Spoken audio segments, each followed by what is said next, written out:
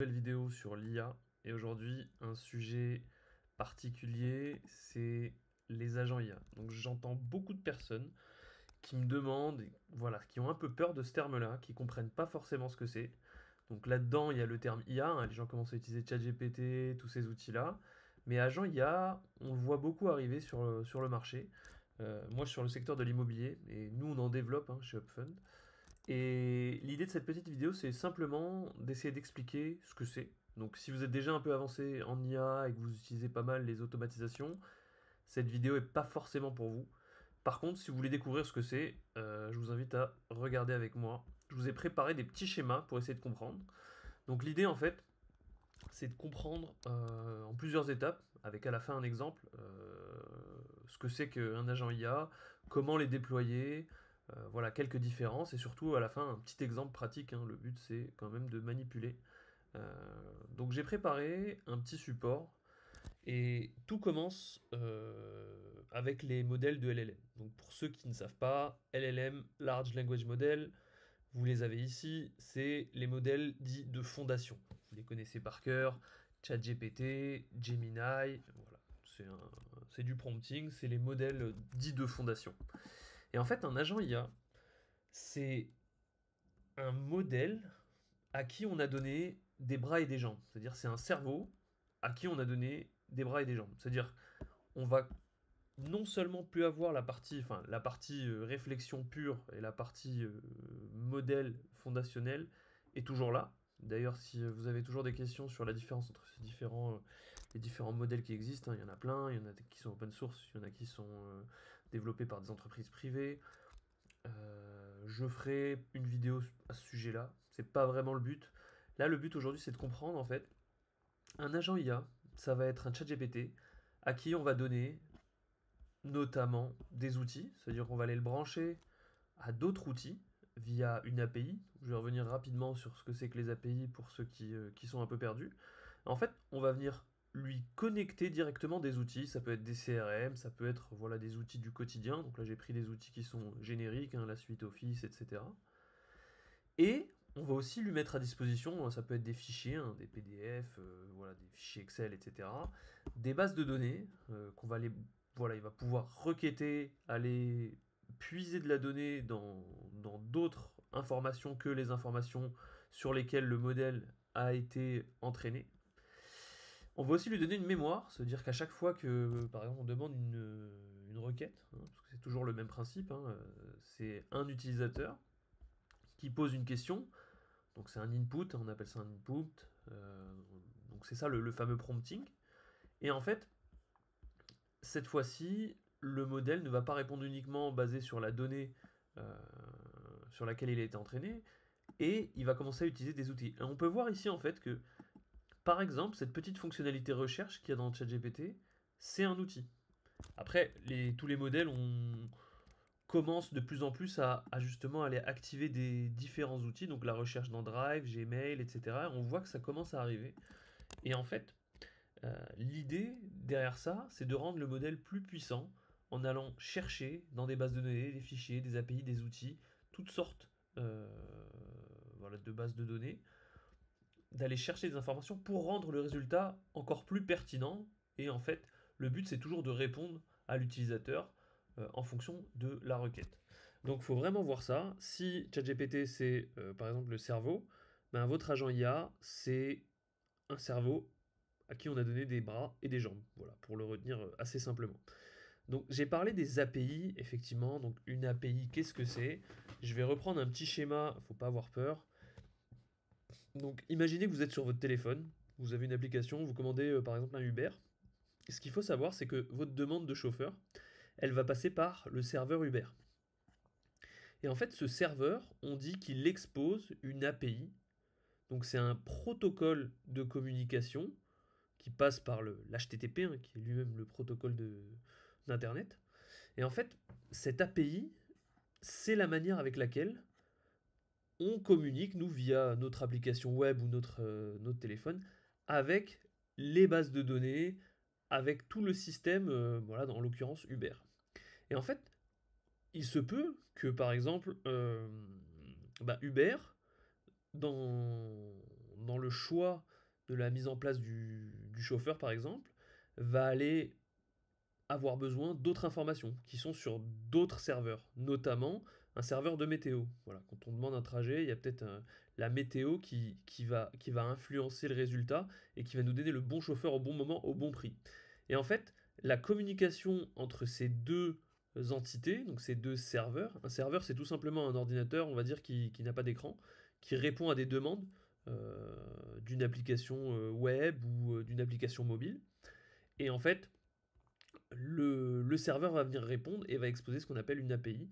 Donc une communication de machine à machine, on va appeler ça une API, pour simplifier les choses. Après voilà, je ne veux pas complexifier, mais tous les mots que vous entendez sur les langages de programmation, etc., servent souvent à différencier ces deux différents mondes. Donc la partie front-end, qui est la partie visible, on va dire, de l'iceberg, et la partie back-end, qui est souvent celle qu'on ne voit pas. C'est la partie cachée de toutes les applications qu'on utilise dans la vie de tous les jours. Je ne vais pas m'attarder encore là-dessus. Je pense que je ferai peut-être une vidéo sur les API pour essayer de démystifier un peu ces termes-là. Maintenant, ce qui est intéressant de voir, c'est que une fois qu'on a compris ça, comment en fait ces différents agents IA se matérialisent. Donc on voit qu'il y a, donc là j'ai mis des plateformes qui sont plus ou moins en vogue, hein. Donc il y a différentes plateformes qui vont nous permettre d'aller construire ces agents IA. Donc là j'ai mis les plus connus. Bien évidemment, toutes ces plateformes, on les retrouve aussi chez Microsoft et Google, hein. Power Automate, c'est la plateforme, elle est là. Voilà, c'est la plateforme d'automatisation de Microsoft. Moi, j'utilise beaucoup make.com, qui est un formidable outil pour créer, on va dire, des automatisations et des agents, on va dire, assez simples.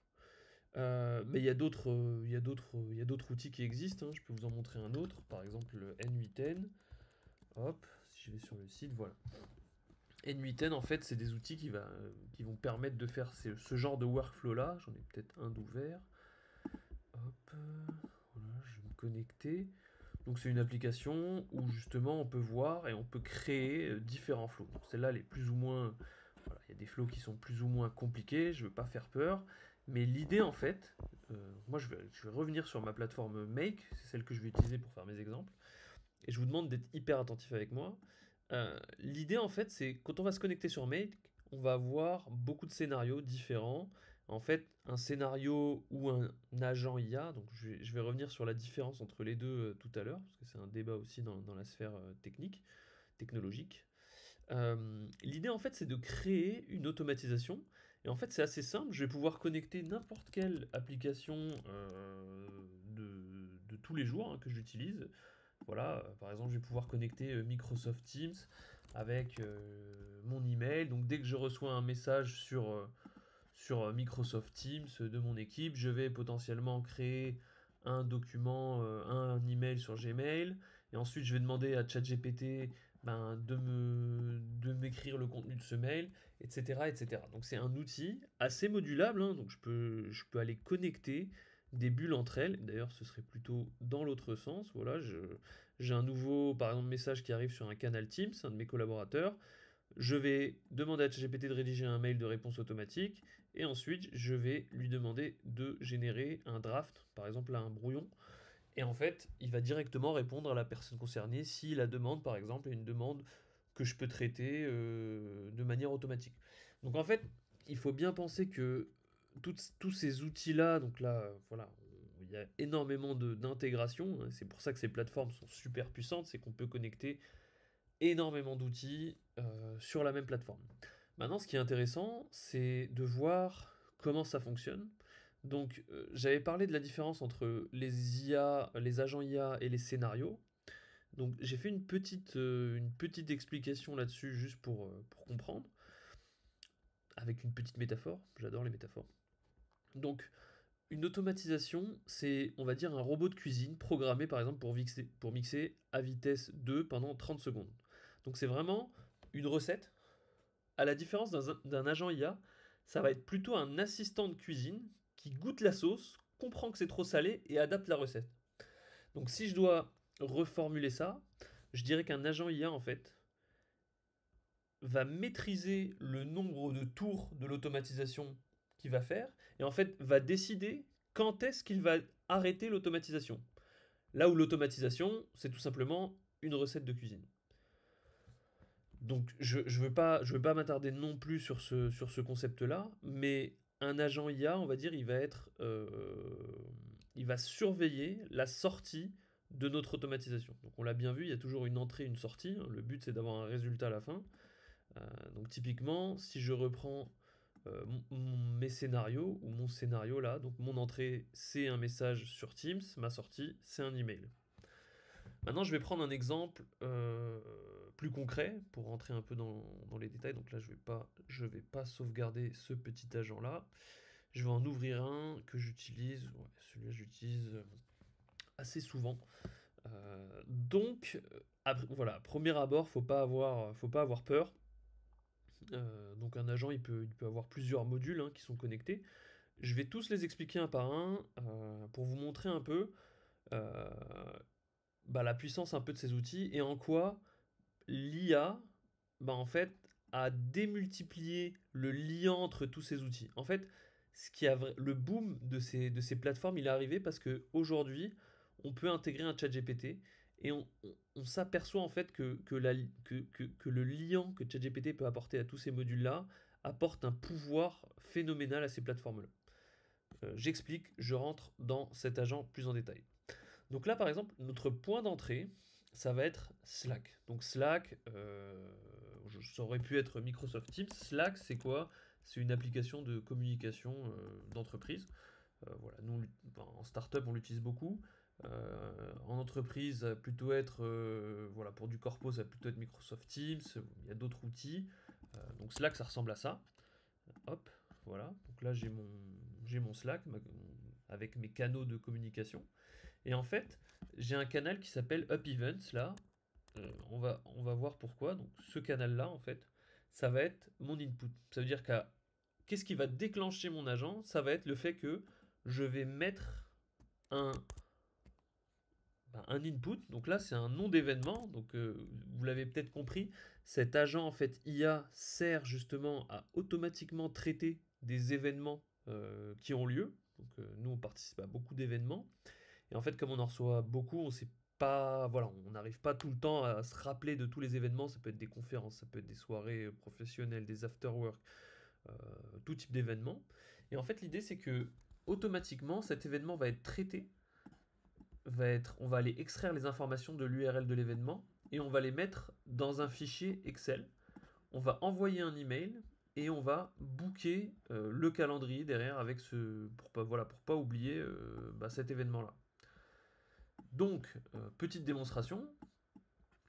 Mon scénario est actif, hein. Donc là, hop, si je peux revenir ici. Donc cette fenêtre-là, elle me permet de voir aussi voilà, tout ce qui s'est passé un peu à chaque fois les dernières fois que ce scénario était actif, que cet agent était actif. Donc là, par exemple, je vais aller prendre un événement, voilà, Vivatech, Viva Technologies, c'est un événement par exemple. Moi, je suis sur mon vélo, j'ai pas forcément le temps, on m'envoie beaucoup d'événements, je peux pas participer à tout. Les équipes Spot voient beaucoup d'événements. Je vais copier l'URL de ce site web. Et en fait, je vais aller le copier-coller directement dans mon Slack, dans ma messagerie. Et en fait, là, on peut voir, si je reviens sur... et là, on peut voir que... Voilà, donc là, vous voyez les petites bulles là, en fait, ça veut dire qu'il est en train de tourner. Et chaque étape est en train de m'indiquer que en fait, l'étape était en train de tourner et qu'elle s'est terminée. Et en fait, cette manière-là, c'est un peu une manière pour moi de débugger. Donc débugger, c'est un terme technique qui permet de dire, un peu de voir ce qui se passe sous le capot. Donc là, je vois que j'ai reçu un événement où on retrouve l'URL, par exemple Vivatech, que j'ai envoyé tout à l'heure. Et en fait, ce qui s'est passé, c'est que donc là, j'ai deux branches c'est peut-être ça qui faisait peur aussi hein, au début. J'ai deux branches dans cette automatisation. La première, donc là je l'ai écrit, hein, contains URL, ça veut dire que mon message contient un URL, donc un lien. La deuxième ne contient pas d'URL. Dans le cas où mon message contient un URL, j'ai envie d'aller scraper. Donc scraper, c'est un terme pour dire extraire, pour aller récupérer les informations de cette page web, cette page Vivatech. Pour ça, j'utilise un outil qui s'appelle Scrapping Bee. Bon, après, il y en a d'autres, hein, tout ça, ça peut se faire de différentes manières. Mais en fait, l'idée, c'est que Scrapping Bee, je vais aller lui donner un URL, ici on le voit, et lui, il va tout simplement aller me chercher le texte, mais vraiment de manière brutale, brute. Il va aller me chercher tout le texte du site web. Donc un bon gros bloc de texte qui va expliquer, c'est simplement le texte de la page. Ensuite, ce texte, il va être, donc c'est bien de lire un peu les étapes en bas. Donc ce gros bloc de texte qui explique ce que c'est que l'événement, on va le transmettre à une IA. Donc c'est là qu'on retrouve notre fameux cerveau. Là on reconnaît le logo de ChatGPT. J'aurais pu utiliser d'autres modèles, hein. On peut brancher Gemini, Google Gemini, vous voyez il est là. On peut brancher Claude, enfin il y a vraiment voilà, Anthropic Claude qui est un autre modèle. Je ne sais pas si Mistral a une intégration. Ouais, hop, ils sont là, super. Mistral IA. Et en fait, l'idée, c'est que je vais demander à ce module ChatGPT de me transformer ce texte, donc ce pavé brut, en un texte vraiment beaucoup plus structuré, qui ressemble à ça. En fait, je vais tout simplement demander, donc c'est en anglais, hein, You will extract the body of this text into a structured data. Donc en gros, je lui ai demandé de mettre sous forme de données structurées. Une donnée structurée, c'est un tableau. Voilà, c'est pas plus compliqué que ça. Donc dans mon tableau, j'ai une colonne nom de l'événement, le jour, le mois, l'année, une petite description et le site web. Et en fait, le pouvoir de l'IA générative ici, c'est que on va pouvoir prendre un texte qui est vraiment brut et le transformer en un tableau beaucoup plus simple. Et d'ailleurs, ce tableau, on va le mettre dans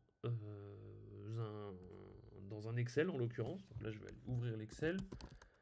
Voilà, Open Event. Et si je cherche mon entrée Vivatech, hop, voilà, on voit qu'il s'est mis là tout à la fin de mon tableau avec la date de l'événement, le jour, le mois. Voilà toutes les infos que j'ai pu aller extraire de cet événement. C'est dans 28 jours, donc là j'ai une petite formule, hein, rien de bien méchant. Et en fait, voilà, on voit bien qu'on est passé d'un URL à une donnée structurée. Et c'est pas tout, parce que dans ce scénario-là, ensuite j'envoie un email, voilà, qui a été envoyé, et je vais positionner dans mon calendrier un événement. Donc là, on voit que l'événement, il a été positionné dans mon calendrier à la date pour pas que j'oublie en fait, pour pas que j'oublie cet événement. Et automatiquement, voilà, dès qu'il y a des personnes de l'équipe qui voient des événements, les mettent directement dans ce chat-là. Et il n'y a pas besoin en fait de traiter ça manuellement. Ça nous permet, nous, de consolider, on va dire, tous les événements qu'on reçoit. Donc ça, c'est juste une idée, mais en fait, nous, on utilise vraiment beaucoup d'agents IA, on va dire, au quotidien. Ça peut être beaucoup de choses. Je reçois par exemple un email entrant, comment je traite mes emails, comment je génère des documents. Ça peut être toute une suite, en fait, de flows, de modules connectés entre eux. Et en fait, c'est là qu'on se dit que en fait, l'univers de ces agents IA, il est infini. Ça veut dire qu'on peut toujours créer voilà, des agents de plus en plus compliqués qui vont être connectés à de plus en plus d'outils. Et en fait, dans tout ça, l'idée, c'est de retenir une seule chose, c'est ça ouvre un champ infini de possibilités sur beaucoup d'automatisation. Et je dirais que on voit beaucoup de clients qui ont tendance à vouloir beaucoup automatiser, alors qu'il n'y a pas forcément de besoin d'automatisation. Des fois, en fait, il faut souvent garder une personne dans la boucle de l'agent. Ça veut dire la validation humaine est très importante parce que des agents qui s'emballent et qui commencent à envoyer des messages, par exemple, à des clients, etc., ça peut être très dangereux. Donc ce concept donc en anglais on dit human in the loop, il est très important parce qu'on veut garder toujours un utilisateur dans la boucle pour que justement il n'y ait pas d'email qui s'envoie en automatique, etc. Qu'il y ait toujours une personne qui valide ou invalide les décisions qui ont été faites et qui ont été prises par une IA. Donc voilà, c'est tout pour aujourd'hui. J'espère que ça vous a été assez utile. Et puis n'hésitez pas si vous avez des questions. Moi je reviens plus tard pour une nouvelle vidéo sur un autre sujet. À bientôt!